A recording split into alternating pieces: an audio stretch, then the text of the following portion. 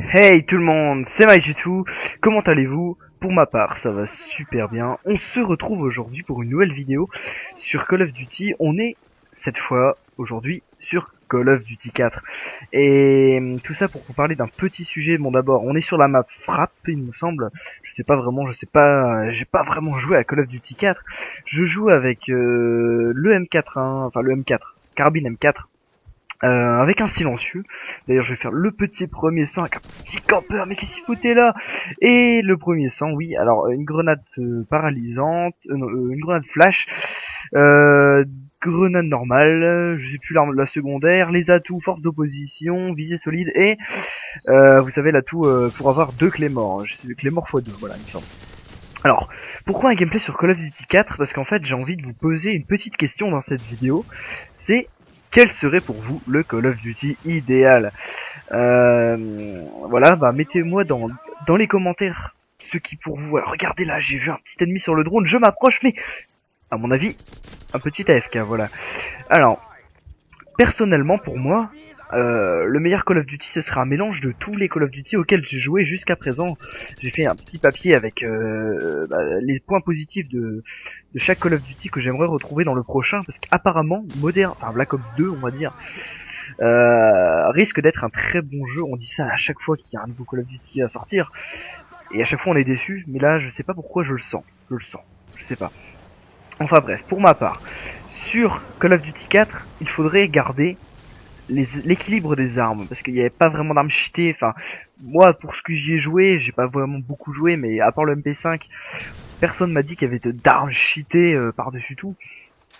Contrairement par exemple aux armes abusées, hein, pas cheatées, aux armes abusées quoi. Il faudrait également garder le style, cette ambiance, je pense, qui fait vraiment le charme de ce Call of Duty. Également les maps qui étaient vraiment des super putains de maps. Moi personnellement j'ai adoré, j'adore ces maps et je retourne toujours à jouer avec plaisir sur ce magnifique Call of Duty 4 pour MW2. À mon avis, d'ailleurs, la petite merde, je viens de me faire piquer l'espace aérien par un hélico allié alors que j'ai le mien, quoi. Putain, sérieux, ils abusent mes alliés. Ils étaient trop forts aussi. Voilà. Alors pour MW2, à mon avis, il faudrait garder les snipers. Le type de quickscope, la manière, les lunettes blanches, etc. Il faudrait garder ça à mon avis parce que c'est vraiment super cool. On a toujours autant de plaisir à jouer au sniper sur Modern Warfare 2, même si c'est pas si facile en fait. Jouer au sniper sur Modern Warfare 2, ça demande de la concentration. Contrairement à Modern Warfare 3 où le snipe est vraiment très facile d'accès. Et sur Modern Warfare 2, si vous n'êtes pas concentré, vous n'allez pas y arriver. Alors que sur une fois que vous êtes bien concentré, par contre, c'est une véritable tuerie.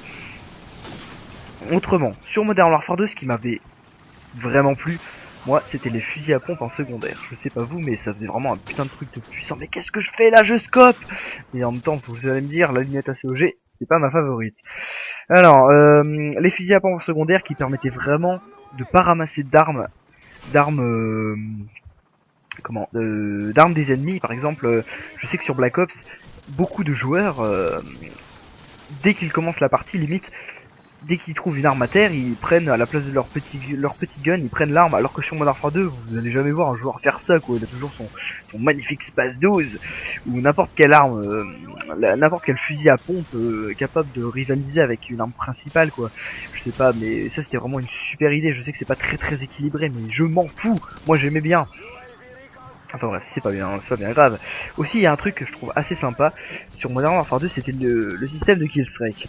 Parce que bon, drone, frappe comme ça et hélicoptère, c'était des bons killstreaks, c'était les killstreaks du bon vieux temps, j'ai envie de dire.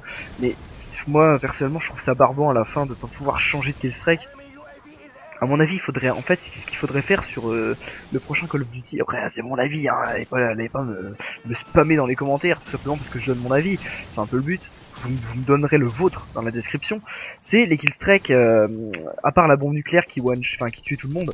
Autrement, les killstreaks normaux, la page et tout ça, moi je trouvais assez équilibré parce qu'ils étaient pas hyper faciles à détruire, ni hyper simples à obtenir quand même. Donc c'était assez équilibré pour à mon avis, hein. Par rapport au killstreak de Modern Warfare 3, il y en a 15 000, on sait pas trop d'où ils sortent avec les soutiens et tout ça. Ensuite pour Black Ops, pas grand chose à retenir, si ce n'est que les doubles chargeurs est vraiment un truc que j'appréciais particulièrement. La possibilité d'avoir de recharger 2 fois plus vite, une fois sur 2, et d'accroître son nombre de munitions, enfin de doubler son nombre de munitions de balles qu'on a sur soi, ça c'était vraiment une très bonne idée.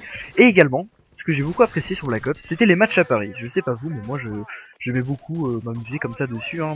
Je ferai peut-être d'ailleurs une vidéo, encore une nouvelle vidéo sur ça, parce que j'en avais déjà fait une. Souvenez-vous sur Arrêt, un petit match à Paris en jeu d'armes. Peut-être que je ferai une vidéo sur un match à Paris prochainement, j'en sais rien du tout. Et aussi il y avait les zombies hein, évidemment, mais ça il y aura sur Black Ops 2 ou n'importe quoi, comment il s'appelle. Excuse-moi Dressars, je te réponds juste après. Ensuite sur Modern Warfare 3, il y a un truc que j'ai bien aimé, qui est normal, c'est les killstrike spécialistes. Ça, il faudrait, à mon avis, il faudrait les remettre. Parce que, à mon avis, c'était vraiment une super idée de pouvoir toujours avoir des killstrike en plus. Des killstrike, hein, excusez-moi, je raconte n'importe quoi parce que Dresstar m'a appelé sur Skype. Les killstrike spécialistes qui permettent de tout simplement avoir des atouts en plus. Ça, à mon avis, c'était une excellente idée. Pour un Call of Duty tout simplement hein. La possibilité d'avoir des atouts supplémentaires c'était vraiment pas con, fallait y penser. Personnellement j'ai jamais pensé à un tel bazar. Après c'est moi hein. Et ensuite pour finir un truc que moi personnellement j'aime beaucoup, je sais pas vous, mais sur Modern Warfare 3 les niveaux d'armes, ça c'était un truc limite obligé à faire, enfin même si moi non plus, enfin moi personnellement encore une fois j'y avais pas pensé qu'on pourrait faire ça. Ça m'avait paru une excellente idée de faire des niveaux d'armes comme ça pour pouvoir débloquer les camouflages, des accessoires, au lieu de mettre des headshots pour débloquer des camouflages. Sérieusement, c'est quoi l'intérêt de faire ça? Enfin bon. Enfin bref, voilà. En tout cas, on termine avec un petit score. Hein. J'ai pas vraiment un score abusé, mais bon, pour Code 4, j'ai envie de dire que pour moi c'est pas mal. Donc voilà, bah moi je vous invite à mettre un commentaire pour dire qu'est-ce serait pour vous le meilleur Call of Duty, et je vous dis à la prochaine moi. Salut, salut.